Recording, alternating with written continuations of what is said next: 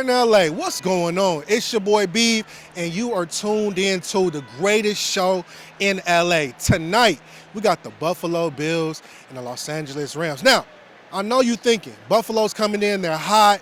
We got Josh Allen, we got a non-stop quarterback that's going to do what he got to do. But I'm going to tell you tonight, the Rams is going to come in and take care of business. Why? Because it boils all down to playoffs. The Rams are trying to get in. The Rams must win this game tonight to solidify themselves moving forward. If they do not win tonight, it's going to be a long off season. But let me tell you this, right? The key to success is going to be Matthew Stafford. As long as Matthew Stafford has complete control of this offense, he is going to be dominant. It's going to be a big night as well. Cooper Kupp, Puka, Kyron Williams, those individuals there is going to be lights out, electric, whatever you want to call it, that's what it's going to be. But there's going to also be a surprise player that I also want to focus on tonight. It's going to be Blake Crum.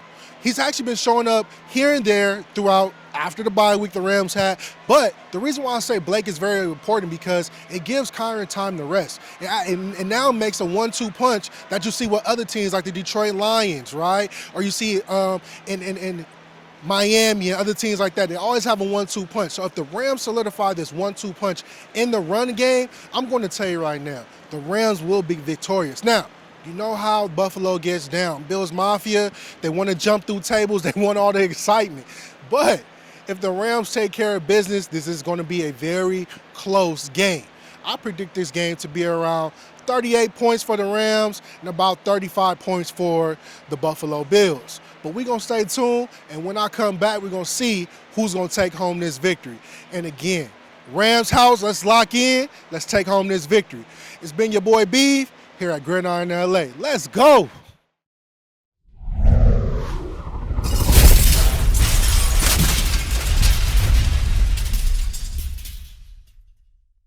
Everybody ready? Come on, let's go.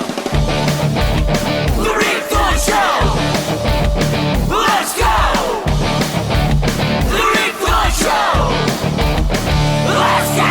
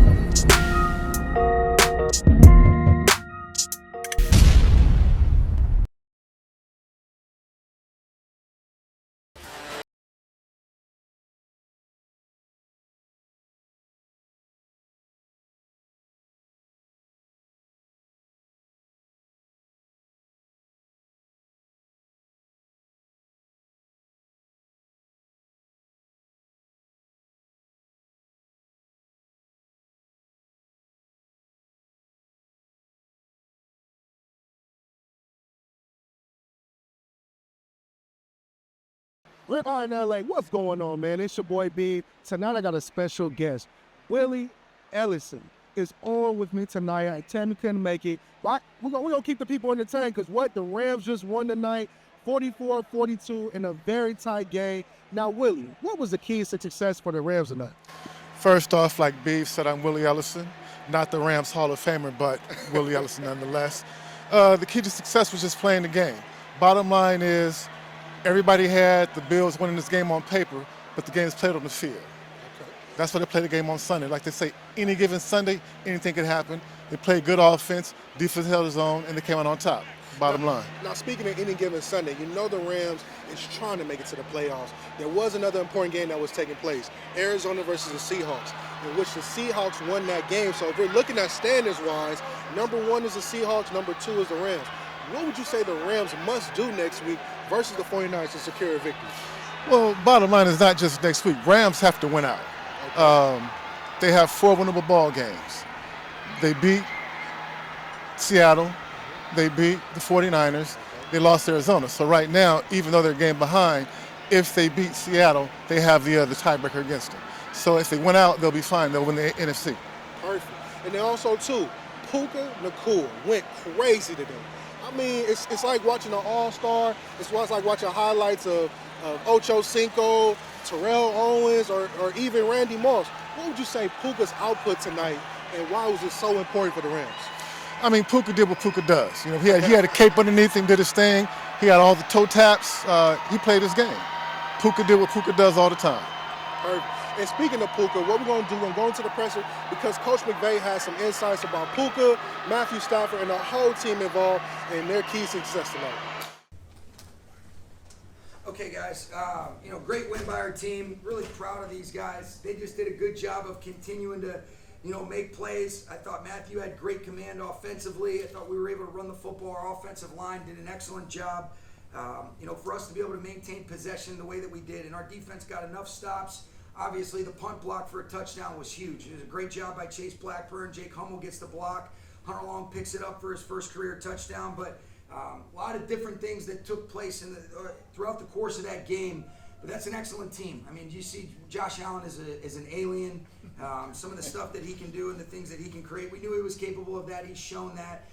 It's why he is, as well respected and regarded in this league as he is. It's all deserved and earned. But our guys found a way to just make enough plays to be able to come out on top. I'm really proud of this group, and whether you look at it as fortunately or unfortunately, we got to be able to move on. Guys are getting recovered right now. We've got a great opportunity against the Niners. We know what a great opponent they are, and we got to be ready to roll on Thursday night against them. Sean, you've seen just about every game possible from Puka Nacua in his 2 to 3 quarters season, or 1 and 3 quarter seasons at this point. Did he reach a new level for you tonight? He was such an igniter today. I thought obviously, Matthew was in total command. I thought Kyron and Blake both had some really tough, hard-earned runs. I thought the line were straining a little bit, but Puka, for him to come up the way that he did, ultimately to be able to cap that drive off that put us up 9 points. Love to be able to get the extra point there, but he was awesome. And then he's, the artist gave me a good stat. Now he's giving me all types of stats after this Cooper Cup. Hey, how about this? What the hell are you talking about? First player in Rams history to go over 160 receiving and have a rushing touchdown. Who the hell comes up with that number? All right, but that was he was awesome, and he's so physically and mentally tough. Love him. He's such a igniter is one of the biggest compliments I can give somebody. You elevate everybody around you. You bring an energy to this football team, and he certainly did that today. How proud of you to have your offense go toe to toe with Buffalo like that? It's got to be. I'm proud of our football team. And that's there was a lot of plays that took place throughout the course of the game. There were some key and critical stops our defense got. I'm really proud of the execution with 7 seconds left in the game to be able to have that punt where you don't have quite enough time to be able to just throw it. They ended up tacking a second on there. Ethan Evans, 1-step punt, and expires the clock to be able to, end the game right there. So there's a lot of things that I'm proud on. There's always going to be things, Timmy, that we can clean up, and I want to see us be able to move forward the right way. And it's cool to be able to play meaningful football in December. You never take that for granted. Coach, can you talk about getting off to a fast start today? Yeah, I think the guys executed well. We've talked about that a lot, and it boils down to execution. And then really, I thought, it was unbelievable. You go off schedule. You had a 3rd down and 9. Matthew gets flushed. Things weren't necessarily there in the timing and rhythm. He escapes the rush, ends up keeping his eyes down the field, and he and Puka connect. I thought that play was as big as any to be able to kind of catapult the offense. But he was in good command. Ended up only having to punt that one time and really at the end right there. But I thought it was key that guys just executed. We hit blocks. We were able to overcome some negatives. The first play of the game, -3 is not ideal. End up hitting Puka on the screen. And then you're able to convert on the 3rd down. That was a good run by Kyron right there to be able to do that. So there was a lot of just good execution. Players ended up delivering in a big way. I'm really proud of the group. How do you evaluate the offensive line? I thought they did excellent. I thought we were, anytime you're able to get as many carries off as we were, I don't know exactly what the numbers will come out as, but we were efficient. We weren't in many negative 3rd down situations. I think that's why we were able to be efficient on 3rd down. What a huge 4th down for Matthew to be able to work through a progression and hit 2-2. But they were great. I thought they did an excellent job in protection. They started bringing some more pressures, as the game kind of went on. and I thought we were pretty efficient in both phases. I think our lines played really well each of the last couple weeks. Sean, you've been talking about complementary football all season. Was this as close to a complementary game? Yeah, I think so. Ultimately it's about how to, I think complementary football can be, illustrated in a variety of ways. Playing off each other's momentum where you're able to open games up or being able to pick each other up when one needs a stop or vice versa, and not allowing the ebbs and flows of the game to do anything but allow you to stay connected. And I thought we did that today. So I was proud of the contributions of all three phases. There's going to be great learning opportunities in all three phases for us, and got to get those things fixed quickly and then be able to move forward accordingly against a great opponent that we know very well. What was that? How were you able to identify some things on third down? What sort of the conversation, how it kind of manifests itself? Yeah, I give Mike LaFleur and Dave Ragone a ton of credit. They put together a great plan, and then ultimately the players ended up really coming to life. And our offensive staff as a whole, I thought they did a great job being able to have a vision for how this game should be played. They brought it to life throughout the course of the week. I think the players understood that, and then it's always about the players. They ended up doing a great job delivering, but Mike deserves a ton of credit. And then I think because we were able to, for the most part, avoid some of those early down negatives where you're not in the third and longs as often, it ends up allowing you to be able to play accordingly, and I think that's why we were as efficient as we were. Josh stayed in the pocket early in the game a lot, as we've seen him do a lot this season. Third quarter, from up where we were sitting, you could almost feel when he kind of got cut loose and was. Yeah, you could feel it from the field too. Yeah, exactly. What was the conversation about an adjustment on you guys' part? I think it's such a fine line. I mean, I thought he did a great job moving, and we had some movements up front where you're trying to have some cover me's and different things like that. But if you leave a gap open, he's going to step up, he can extend and keep his eyes down the field, or he can run away from you, he can break tackles. I mean, he's a nightmare to defend. And so it's a balance. I don't think you can just sit back and just let him, navigate the pocket. He can beat you from the pocket. He can beat you with his mind. He can beat you with his arm. He can beat you with his legs. That's why he's a legitimate MVP candidate. He's one of the best players in this league. But we were searching for some different answers. I thought we were able to, if we don't have that penalty on 4th and 15, I think we're off the grass. I think there's a good learning op, knowing the sticks. All right, where can we put ourselves in position to be able to catch that from a little bit of depth and not be in some of a, a tougher advantage where our backs to the football on a middle run through. But I think he's a stud. He did a great job, and I'll have to go back and look at the film, but you could feel the things that you're talking about, and those were the big points of emphasis, and they'll continue to be as we move forward. But he is a unique player for sure. What was it like for you as the play caller and for the offense in general to score early, score often, and just keep throughout the game? It's a credit to I think it's a collective. You're never just doing it by yourself. So I think, the offensive staff and then the players. I just thought they were able to establish a rhythm when you're converting on third downs. And you can have plays that play off of plays, and then you're finishing drives in the red area. Obviously, we'd love the one back when they ended up getting the stop on the second drive, but that was excellent. I mean, that feels like really good football, high-level execution. You're able to get both phases going in terms of your run and your pass. I thought the offensive line was able to get into a rhythm where they couldn't just be able to pin their ears back and rush. And then ultimately, I thought we did a good job distributing the field in the pass game, and guys made contested catches, or they were getting where they were supposed to be without any sort of wasted motion and movement. And I thought Matthew was in total command, Gary. He ends up checking off, getting us into the right play on Puka's touchdown right there when they brought the zero blitz. And, that was kind of reflective of what he did all day.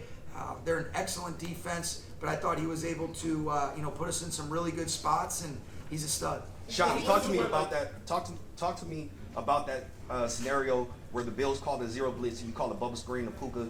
What did you see to give you the inclination that was the perfect call at that time? Yeah, it's the players. Matthew ended up checking into that. That's something that we thought in that situation right there. It's kind of a gotta have it. So they're not a big zero blitz team, but we thought that was a situation that they could activate that. They did it in the tight red area earlier in the game when we just missed on our ability to execute. And Matthew, I just thought like I mentioned, he was in just total command. We had a couple different things that we could get to right there, but you're going to be short when you're in empty protection when they're bringing 6 and you only have 5 to be able to block. But Rob Havenstein and Cooper Kupp at the point of attack did an unbelievable job. And then for Matthew to be able to negotiate that throw with Von Miller being free on that right side, that's incredible execution. And, players did the damn thing today. Last one, NFL Network. We've seen great things from this team all season long, and that showed today. But how do you maintain this consistency on a short week and as you get into December late? I would love the answer to that question.